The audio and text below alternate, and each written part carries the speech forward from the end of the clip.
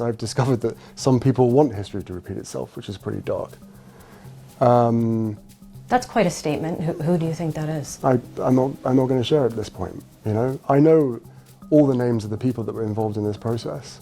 Windsor Castle is in shock as King Charles has exiled Queen Camilla. This is not a rumor, as what unfolded inside Westminster Hall in July 2025 was more like a Shakespearean tragedy played out in front of the royalty and media. Under Queen Elizabeth II's portrait, the lead prosecutor, Lady Eloise Marrow, read the charges against Queen Camilla. Prince Harry, present in his California house, was devastated. He always believed that the royal family murdered his mother. He tried to tell the truth through his Netflix series and interviews, but everyone mocked him. However, on July 24, 2025, the truth came out that the royal family really killed Princess Diana. And the mastermind behind all of this was Queen Camilla. Or, this is what everyone thinks. In the Westminster Hall, the woman once crowned Queen Consort stood accused of betraying not only Diana, but the crown itself. Leaked letters, shadowy intelligence tapes, and a paper trail of money transfers painted Camilla as the hidden hand behind decades of deception. For 4 days, her family watched as prosecutors laid bare the evidence, and William took the stand with his mother's words still burning through time. King Charles's secret about Diana was also revealed in the middle of all this chaos. He had kept it hidden for decades, but Camilla's recklessness exposed him in front of his own sons. Grab your tea, as we are going to delve into the dark secrets of Buckingham Palace. After Harry left Buckingham Palace and accused the royal family of killing his mother, Prince William became doubtful. After all, Princess Diana was his mother, and he was her golden child. So, in March 2025, Prince William quietly authorized a mission that would shake the monarchy to its foundations. Its codename was Operation Orchid. It was a private investigation into the most haunting question of William's life. What really happened to his mother between August 28th and August 31st, 1997 in Paris? For months, a small team of trusted operatives gathered scraps of evidence that had been buried for years under national security seals. And then, the fractures began to show. Operation Orchid's first findings were disturbing. Diana's security detail in Paris had been shuffled at the last moment. Orders were rerouted, the usual handlers were replaced, and the trail led back to a familiar address, Clarence House. Here, records showed last-minute phone calls, whispered directives, and sudden adjustments to Diana's movements. To outsiders, they were meaningless security changes, but to investigators, they were specific arrangements. But this was nothing in front of the next revelation. By May 2025, the inquiry reached its most explosive turning point, when a French investigator stepped forward with a testimony that ripped open the case. He revealed that the official records of Diana's crash weren't incomplete by accident. They had been cut on purpose, at Britain's direct request. Even more unsettling, his evidence showed that Diana's motorcade in Paris had been delayed by nearly 12 hours. This pushed her into a window of vulnerability that should never have existed. The secret palace communications at last proved that Diana was indeed murdered by a member of the royal family. The surveillance files containing logs of direct palace communications were stamped with a strange label, Legacy 1SI. For the tribunal, those two words weren't just office codes. They were a chilling sign of secret coordination, hinting at intelligence control. It felt as if Diana's last hours had been watched in real time, her every move tracked on purpose. What people once called a conspiracy now stood as evidence in court. Evidence that Diana's death may not have been a random tragedy, but a carefully planned operation. What came next after this proved that Camilla was the royal who killed Diana. An MI6 whistleblower surfaced with a cache of encrypted files. It contained a chilling audio clip, time-stamped August 29, 1997. The voice on the tape, later confirmed by forensic analysis, was Camilla's. She had uttered a single, devastating line. "Are you sure the escort can wait?" That seemingly casual question aligned with the very delay that left Diana vulnerable on Parisian streets. For investigators, it was the first hard link placing Camilla's voice, and by extension, her influence, inside the timeline of Diana's final hours.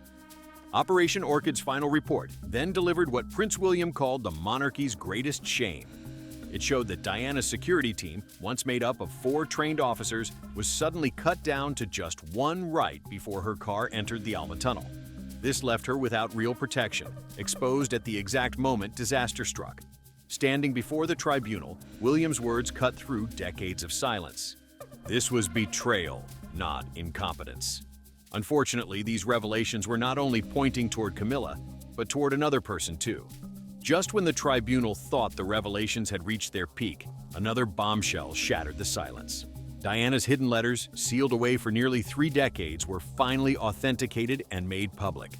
Penned between 1996 and 1997, they read less like private reflections and more like chilling prophecies. These letters revealed the marriage secrets of Prince Charles and Princess Diana, and the name that was repeated all over them was Camilla. Diana told the world how Camilla was in their lives from the beginning of her marriage and hated her for becoming Charles's princess. This hatred was so strong that Princess Diana knew what storm was coming. In one letter, Diana warned in unflinching clarity, "Camilla has more power than anyone believes." Another, written barely 10 weeks before her death, carried a line that froze the chamber. "If anything happens to me on the trip, open this." And when Prince William opened this letter, he was literally weeping. That letter told him how his father, King Charles, was in love with Camilla, how he gave her enough power and access that she could plan the murder of Princess Diana. It exposed how King Charles wasn't faithful to his mother and was being used by Camilla, who wanted the crown. Using King Charles's granted power, Camilla controlled Princess Diana's security team. Prince William was so devastated that he broke down in front of Princess Anne, the monarchy's silent sentinel. The princess saw the young prince breaking down as the revelations were taking a toll on his nerves. So she decided to step up and help Prince William in unearthing the dark secrets of the monarchy. And what she found was the scandal's lethal strike. She followed a trail of hidden ledgers and offshore trusts until it led straight to Clarence House. What she found was shocking. $2.4 million secretly moved from a hidden account into a Paris security firm called Lucentia Global. It was the same firm tied to Diana's final night. In the company's email records, she uncovered the smoking gun, direct messages linking one of Camilla's closest aides to the plan that stripped away Diana's protection. Now, it was time for her to confront the second criminal of Princess Diana. Anne brought the evidence to her brother, laying out the betrayal in cold, undeniable figures. She also told him about Prince William's findings. King Charles had kept these letters and the truth hidden for years, because he believed that his sons would hate him after knowing the reality of their mother's death. After all, Princess Diana was his responsibility, and he failed in protecting her. Diana's secret was exposed because of Camilla. So, King Charles took the most shocking decision of his life to protect himself. On July 16, 2025, he asked Prince William to arrest Camilla under the Crown Integrity Act. Later on, King Charles signed Camilla's arrest papers with trembling hands. An insider told the world that King Charles also dialed the number of Prince Harry and apologized to him. He also asked William to forgive him for concealing the truth about Diana's death. To keep his integrity intact, he requested that Prince William keep the hearing private. Though Prince William was devastated, he agreed. And then, the longest and hardest 4 days in the history of monarchy came. Hearing started, and the whole media held their breath. When the tribunal opened its doors, all eyes turned to Camilla. Dressed in a navy coat dress that seemed deliberately plain, she sat rigid. For hours, she said nothing. Her silence wasn't dignified, but unnerving, as though she hoped the storm would pass if she simply refused to engage. Her defense team, led by the celebrated barrister Sir Alaric Grant, worked to recast the narrative. He started it by saying, "This is mismanagement, not malice," and further added, "We are looking at a tragedy of bureaucracy, not conspiracy." But his argument rang hollow. And then came the most emotional moment of this hearing. The climax came on July 25, 2025, when William himself was sworn in. The room fell into a hush so complete it felt suffocating. His voice was calm, but his words shook the chamber. From a leather-bound folder, he read directly from his mother's 1997 letter, "They want me out of the way." A silence followed that no gavel could break. William looked up, his voice steady but weighted with years of grief. "My mother knew exactly who she was fighting against. And we failed her." He was there on behalf of Prince Harry, too, who was in California and refused to be a part of the courtroom. That's why William's words hit harder, resulting in King Charles feeling remorse for his first family. But the darker truth of his life wasn't this. In fact, it was the cruel plan of Camilla. King Charles was diagnosed with cancer in February 2024. Insiders told us that his health is rapidly declining, and he is currently alone. Camilla had separated herself from his declining health, taking solace in Clarence House. She was waiting for the death of King Charles so that she could become the main authority figure of the royal family. In this way, she could do anything she wanted. But Princess Diana's son ruined her plans, saving the crown from a dark future. When the tribunal president asked William if he was willing to forgive, he gave a historical response. "Forgiveness is not mine to give." Justices after this, on July 28, 2025, the judge gave the decision that every media source is talking about. Camilla was stripped of all ceremonial royal roles, cutting her off from state functions and public duties.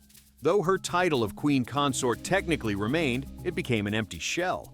She was also permanently excluded from inheritance of royal assets, ensuring she would never lay claim to the Windsor fortune, the crown jewels, or any estates tied to the monarchy. Finally, the tribunal sentenced her to indefinite exile under confinement at a private estate on the Isle of Skye. There, surrounded by guards yet hidden from the public eye, she would live out her days in isolation as a queen in name only, but a prisoner in reality. The royal family has officially announced this decision and asked the public to respect their privacy and dignity. After all, it is the first time any senior monarch has been declared criminal.